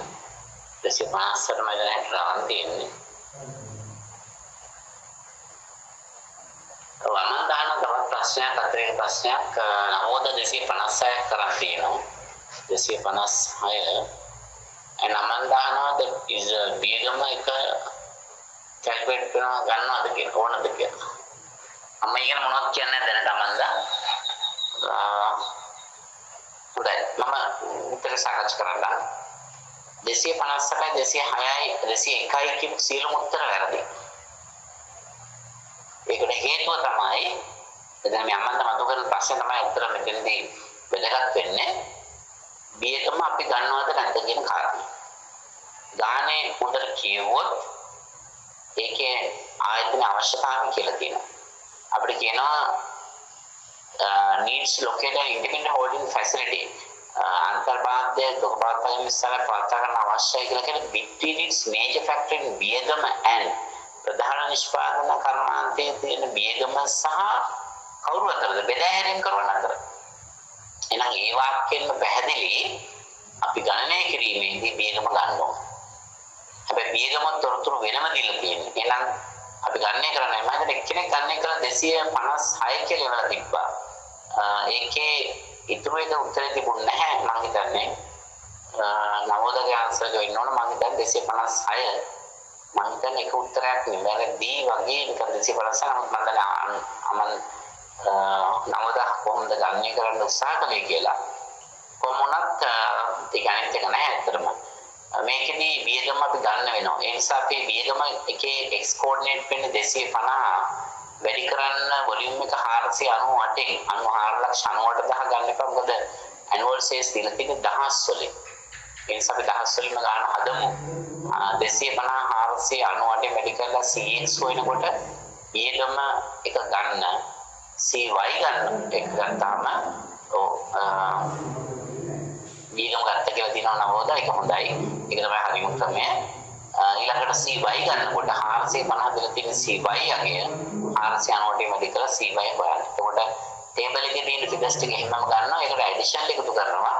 ඊළඟ CX CY දීලා තියෙනවා වොලියුම් එකට එක්ක ඒ ටික දාලා අපිට දෙන උත්තරේ මම හිතන්නේ අමන්ද උත්තරේ වැරදි 258යි 353යි. මගේ මතක විදිහට උත්තරේ එන්නේ 264යි 256යි හරි දෙක මාරු වෙලා හරි. ඒ නිසා අනිවාර්යෙන්ම මේ උත්තර දෙක වෙන්න ඕන 264යි 256යි. මට මතක විදිහට බලන්න ගන්න එක කරලා. මම ගන්න එකකින් පටන් ගන්න විදිහ මම ඕනනම් පෙන්නන්න. 200x වෙනකොට අපි ගන්න ඕන මුලින්ම අපි ඕනනම් මතභේදයට භාජනය වෙච්ච වියගම අපි මුලින්ම ගමු. ඒක ලේසියිනේ නේද? වියගම දැන් මතභේදයට භාජනය වෙච්ච එකක් නේ. වියගම CX තියෙන්නේ 250. ඒක වැඩි කරන්න 498.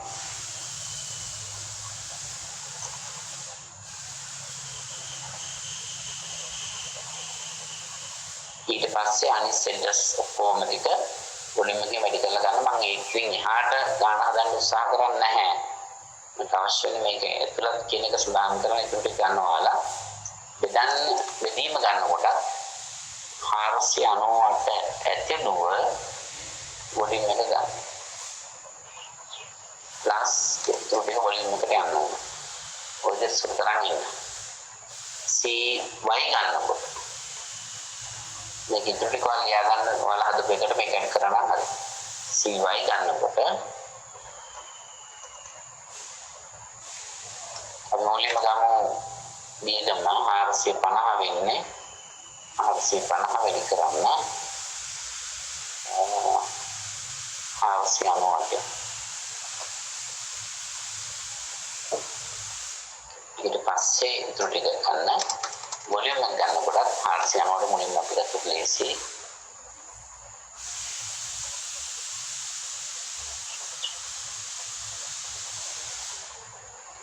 වලින් හදාගන්න නෑ. බ්‍රහ්මාණය විතර ඇවිල්ලා තියෙනවා කියලා 256 හොඳයි. 264යි. ඒක තමයි නිවැරදි උත්තරේ. 256.44 CX CY එන්නේ 264.1යි. මේක තමයි නිවැරදි උත්තරය. ඒකට මේ ටික බලන්න කරලා ඔයාලට හැකියාවක් තියෙනවා ග්‍රිඩ් මැප් එක අඳින්න. ග්‍රිඩ් මැප් එක අඳින්න. රයිට් ඒක කරන්න මැප් එක අඳිනකොට ලොකේෂන් දැන් මේකේ තවත් මේක දෙයක් කියන්නම්.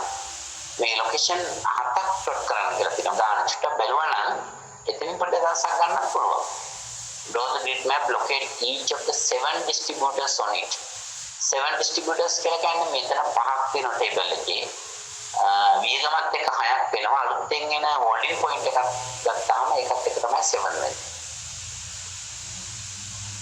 ඒතර ඒ දිහා ගන්න හදනවා. දැන් මෙහෙම අපිට එතන ඔයාලට ප්‍රශ්නයක් ආවා. එතන වියගම කියන වෙනම දීලා තියෙන නිසා ඒක ෆැක්ටරි එකක්. ඒකට ඒක ගන්නවද නැද්ද කියන ප්‍රශ්නේ ආවා. නමුත් ගන්න පැහැදිලිවම කියනවා වියගම කියන එක අපි සැලකිල්ලට භාජනය කරන්න හෝල්ඩින් ෆැසිලිටි හඳුනා ගන්නකොට කියන එක ගන්න පැහැදිලිවම කියලා තියෙනවා. In between the වියගම and major distributors. ඒ නිසා වියගමත් එක තමයි එතනදී උත්තරය ගන්න. වෙනත් ගැටලු තියෙනවා අනිත් පැයට තරක කියන තේරුම් නැත්නම්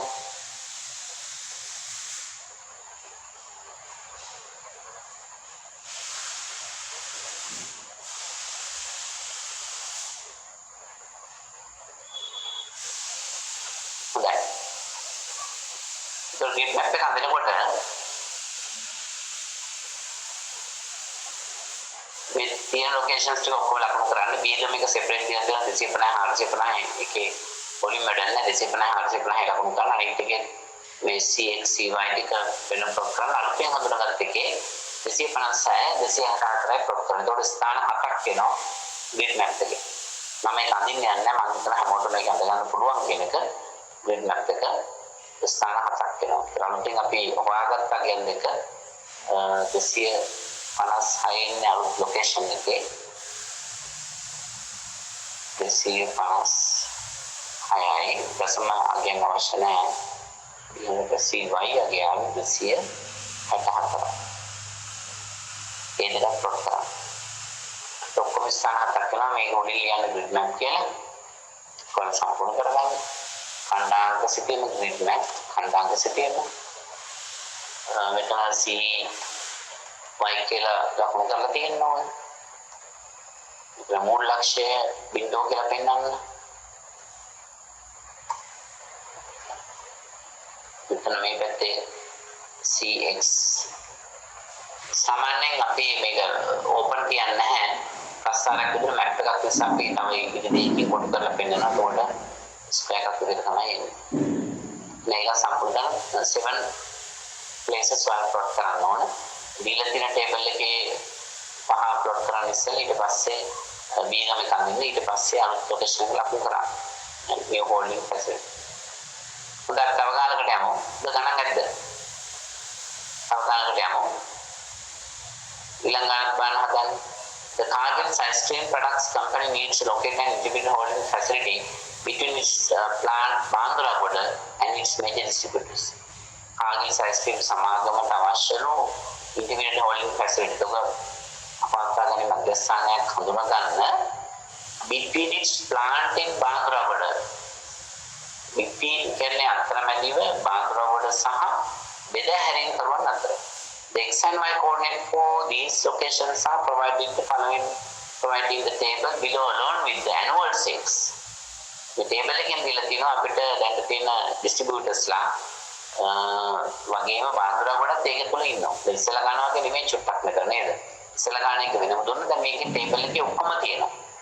Provide the table below annual sales at each location generate in order to reduce transport cost. ඒ අවශ්‍යතාවය තියෙන ප්‍රමාණය ඉදමඩු කරගන්න.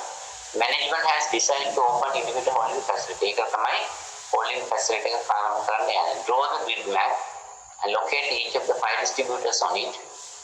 Grid map එකක් කරලා මේකේ distributors පහ අපිට ලකුණු කරන්න කියලා කියනවා. ඒක දැන් තමයි කරගන්න හැකි. ඊට identify the new location x and y coordinate. location එකත් හොයාගන්න කියලා කියනවා. මේ ගාන හැටියට අලුත් ලොකේෂන් එක ලකුණු කරන්න පුළුවන් වුණ මැප් එකේ ලකුණු කිරීම අත්‍යවශ්‍යම නැහැ. මට හදලා කියන්නේ CXCY හදලා කියන්නේ අවසාන උදාහරණය.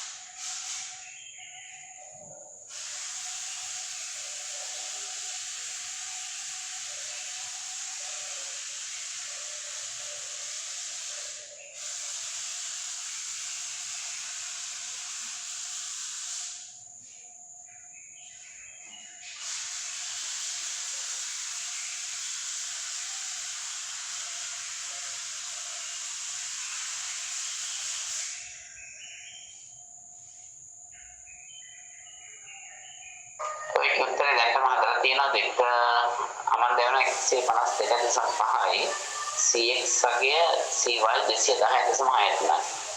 තවත් පිළිබඳ කන්ෆර්ම් කරන්න ගන්න.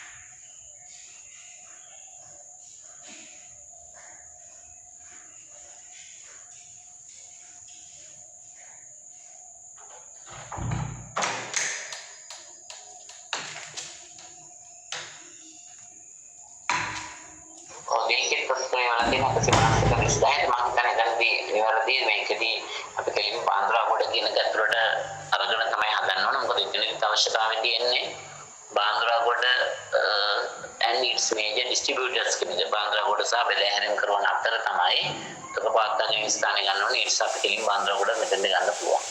අපි හිතමු මෙතන ඉන්ට්‍රෝ ගානෙට මේක හදා ගන්න පුළුවන්. ඉස්සෙල්ලා ගාන අපිට මෙහෙම දුන්නොත් අන්තිමට වෙනසක් එක සාකච්ඡා කරන්න. ඉස්සෙල්ලා ගාන අපිට දුන්නොත් බීගම මේන් ෆැක්ටරි එක තියෙනවා. බීගම මේන් ෆැක්ටරි එක තියෙනවා. බීගම අපිට ගාන කියන්නේ නැහැ බීගම බෙදා හැරීම් කරුවෙක් කියලා. The බීගම factory also one of the distributor centers කියන්නේ නැහැ. ඒ වගේම කියන්නේ නැහැ බීගම annual sales එකක් නැහැ නේ බෙදා හැරීම් කරුවෙක් වෙනවනේ.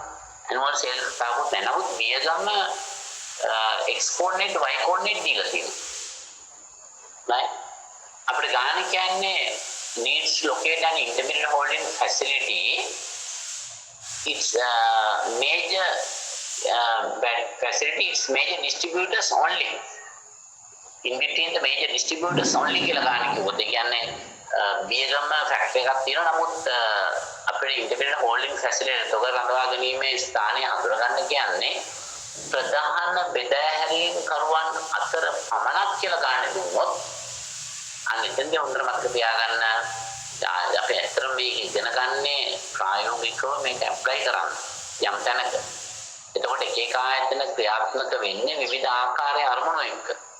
යම් ආයතනයකට අවශ්‍ය වෙනවා නම් අන්තර්මන් තොගහැරි මධ්‍යස්ථානයක් පිටව ගන්න නිෂ්පාදකයා වෙනම හිටියත් එයාට අවශ්‍ය වෙන්නේ බෙදාහැරීම් කරුවන් අතර පිළිවෙල අඩවන විදිහ හොඳට තන තෝරගන්න නම් අපි නිෂ්පාදන ස්ථානයේ ඇතුළත් කරන්නේ නැහැ CX CY ගන්න එකට.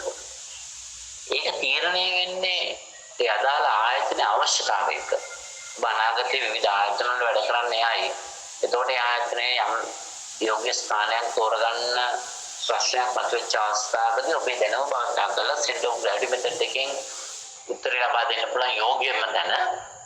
එතනදී ආයතනය කියන්නේ නිෂ්පාදකයා වෙනම හිටියත් බෙදා හැරීම් කරුවන් අතර පමණක් නම් අලුත් තැන අවශ්‍ය අපිට ඒක හඳුනා ගන්න හැකියාව ලැබෙන්න ඕනේ. එහෙනම් CX CY අපි ගන්නේ කරන්නේ බෙදා හැරීම් කරුවන් අතර සැලෙන්න කරන්න විතරයි. ඒක අපි බියගම කෙනෙක් කිසිසේත්ම මේ වෙනි තත්ත්වයක් තුළ සැලෙන්න ගන්න නැහැ. නමුත් සමහරට අවශ්‍යතාවයක් තිබුත් ආයතනයක් කිව්වොත් එයාට අතරමැදි මධ්‍යස්ථාන අවශ්‍ය හඳුනා ගන්න ඕන බෙදා හැරීම් කරුවන් අතර දෙහිවල ශාඛාව සැලකිල්ලට නොගෙන කියලා කිව්වොත් අන්න එතනදි මතක තියාගන්න එහෙනම් අපි දෙහිවලක දීලා තිබ්බට ඒක අතහැරලායි ගන්න හදා. ඒ නිසා මේ ආයතනයේ අවශ්‍යතාවයට ගැලපෙන ඕනම ආකාරයකට ඔබට හැකියාවක් තියෙන්න ඕන මේ ශිල්ප ක්‍රමය යොදාගෙන වඩාත්ම යෝග්‍ය ස්ථානය හඳුනා ගන්න. එතකොට ඒ හඳුනා ගැනීමේදී CX CY ගන්න කරනකොට අපි හරියට ඩිෆයින් කරගන්න ඕනේ මොන ස්ථානද අපි සැලකිලිට ගන්න. ඒ නිසා සියලුම ස්ථාන දුන්නා කියලා ගන්න අවශ්‍යතාවයක් නැහැ. ෆැක්ටරි එකේ ඩීටේල්ස් උනා කියලා ෆැක්ටරි එක ඉන්ක්ලූඩ් කිරීමේ අවශ්‍යතාවයක්වත් නැහැ. ෆැක්ටරි එක ගන්න කියලා කිව්වොත් අපි අනිවාර්යෙන් ගන්නත් ඕනේ. මේ විදිහට අවශ්‍යතාවය මත මෙය නිවැරදිව ලොකේෂන් එක අවශ්‍යතාවය මත හඳුනා ගැනීමේ හැකියාවක් තියෙනවා.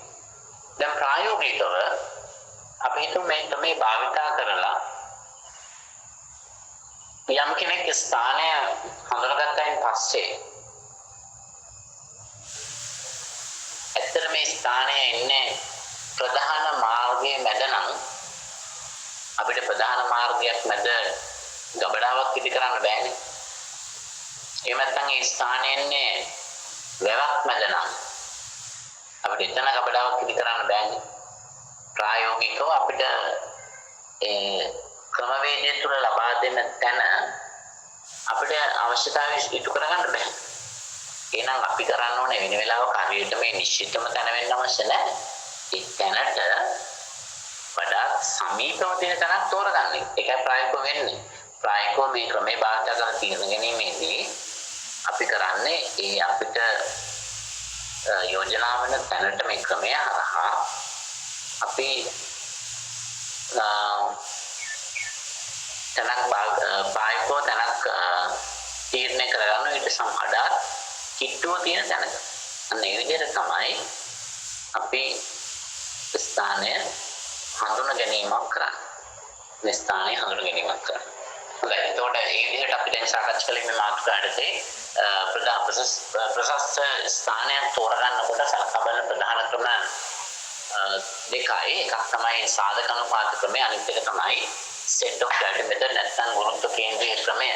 නමුත් ප්‍රායෝගිකව අපිට මේ ක්‍රම දෙකට අමතරව ආයතන වල භාවිත කරනවා cost benefit analysis පිරිවැය ප්‍රතිලාභ විශ්ලේෂණ ශිල්ප ක්‍රමය.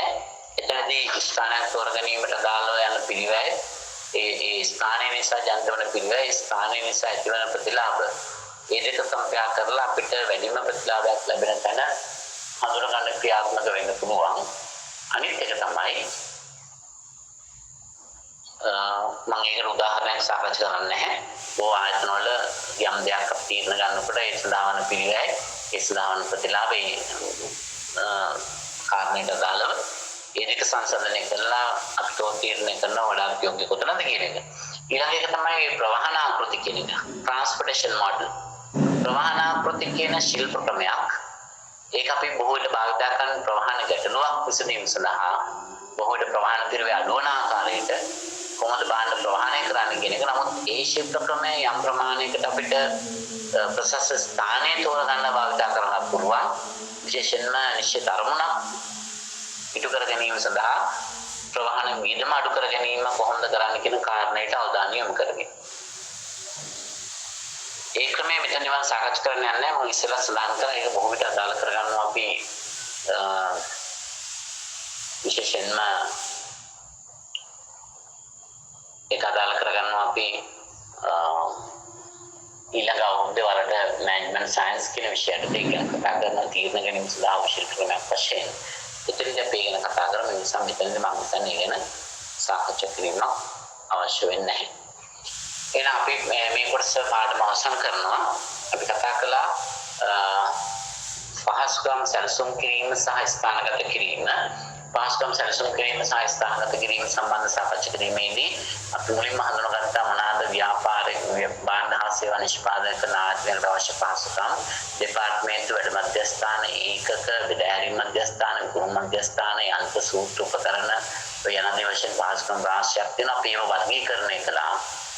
heavy manufacturing එහෙම නැත්නම් අතිවිශාල විදම් අධික පහසුකම් දෙන සහ මධ්‍ය ප්‍රමාණයේ පහසුකම් සහ කුඩා පහසුකම් වශයෙන් ඊළඟට අපි පහසුකමක් ස්ථානගත කිරීම සඳහා ස්ථානයක් තෝරා ගැනීමේදී සලකා බලන කරුණු ගැන සාකච්ඡා කළා. ඒතරෙන්දී පොදුවේ අපි සාකච්ඡා කළා පාරිභෝගිකයන්ට සමීපව, ශ්‍රම වෙළඳපොළට සමීපව, ඊළඟට වෙළඳ බාධක, රජයේ බලපෑම්, දේශපාලන අවදානම, ඊළඟට ඉන්ෆ්‍රාස්ට්‍රක්චර් යටිතල පහසුකම් ලබා ගැනීමේ හැකියාව, ප්‍රවාහන පහසුකම්, සංනිවේදන, ඒ සියල්ල මේකට අන්තර්ගත වෙනවා.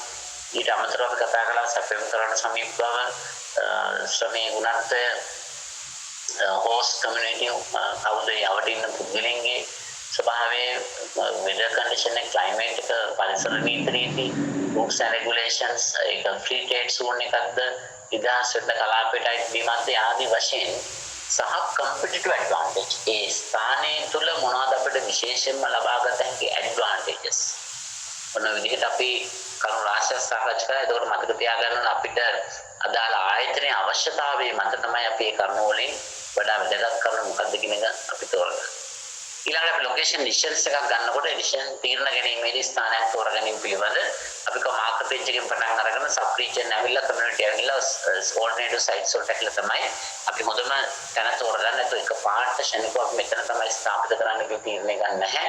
අර වගේ ව්‍යාපාරයක් සම්බන්ධ වැදගත් තීරණයක් ගන්නකොට අපි සමස්තයක් විතර පුළුල් හිතන්න ඕන. අපි ආසියාතික රටක ඉදි කරනවද නැත්නම් යුරෝපාරට යනවද නැත්නම් ඒ අනාදී වශයෙන් අපි හිතලා ඒ කලාපයක් තෝරගෙන ඊට පස්සේ කලාපයට ඇවිල්ලා ඒකේ පළාත් දිහා බලලා ඒ විදිහට අපිට යෝග්‍ය තැනට අපි යමු වෙනවා. ඒවට දාන නිර්ණායක සහ තීරණ ගන්න කණ්ඩායම් සහ යනාදී වශයෙන් ඊළඟට අපි කතා කළේ ප්‍රශස්ත තීරණ ගැනීම සඳහා භාවිත කළ හැකි ශිල්ප ක්‍රම දෙකක් ප්‍රධාන වශයෙන් එකක් තමයි සාධක අනුපාත ක්‍රමය. අපි සාධක සැලකිල්ලට ගන්නවා ඒ යම් ප්‍රමාණයකට අනුපාත කරලා බරට බීම් කරලා හොඳම එක තෝරගන්නවා. දෙවෙනි එක තමයි ගුරුත්ව කේන්ද්‍රයේ ක්‍රමය. අපි එතනදී කිව්වා මේක වඩාත් යෝග්‍ය වෙන්න දැනට තියෙන ආයතනයකට ඒකේ තියෙන බ්‍රාන්චස් නැත්නම් ලොකේෂන්ස් ටික අපි කන්සිඩර් කරනවා. ඒ වගේ වොලියුම් එක කන්සිඩර් කරනවා. ඒ වතර දුර ප්‍රමාණය බලනවා. ඩිස්ටන්ස් එක බලලා අපි CXCY ගණනය කරලා අලුත් ලොකේෂන් එක කොතනද කියලා තීරණය කරනවා. නිශ්චිත වූ අරමුණක් ඉටු කර ගැනීම සඳහා තමයි ඒ ක්‍රමය අපි යොදාගන්නේ. ඔය ටික තමයි අපි සාකච්ඡා කරගෙන අදට අපි දේශනය මෙතනින් අවසන් කරන්න පුළුවන්. ඔයාලට ගැටලු තියෙනවා නම් මොනවා හරි විමසීමක් කරන්න පුළුවන්. එහෙම නැත්නම් අපි ඊළඟ දවසේ අනිත් පාඩමට අපිට යන්න පුළුවන්. බොහොම ස්තුතියි. මම හිතන්නේ මම අවධානය යොමු කරන්නම් මේ ඔයාලට මේක ලොගින් වෙන්න බෑ කියලා සමහර විට සම්බන්ධ වෙච්ච අයට පස්සේ නැවත එන්න බෑ කියන එක සඳහන් කළා. මේක මම හිතන්නේ විශ්වවිද්‍යාලය ඇතුළත මේ දවස්වල පවතින ගැටලුවක්. ඒ නිසා ඒ ගැන මම අවධානය යොමු කරන්නම්. ඒ වගේම ඔයාලගේ එක්ස්ටර්නල් යුනිට් එක විජේරාමේ අයිලන්ඩ් රෝඩ් එක පීපල්ස් බැංක් එක ඉස්සරහට ගිහිල්ලා තියෙනවා. ඔබ යම් අවශ්‍යතාවයක් සඳහා පැමිණෙනවා නම් දැන් එතෙන් තමයි එන්න ඕන. බාහිර උපාධි සම්බන්ධ කටයුතු සම්බන්ධව ඔයාලගේ අර වීඩියෝ අප්ලෝඩ් මේ දේශනය අප්ලෝඩ් කරන එක මම දැනුම් දෙන්නම්. මොකද ඒ අය එතෙන්ට ෂිෆ්ට් වෙච්ච නිසා මේ මොහොතේ ටික අතපසු වෙන්නේ නැති. නමුත් ඒ අය ඒක මම කෙනෙක් වෙනින්ම අප්ලෝඩ් කරගෙන බොහොම ස්තුතියි හැමදෙනාටම.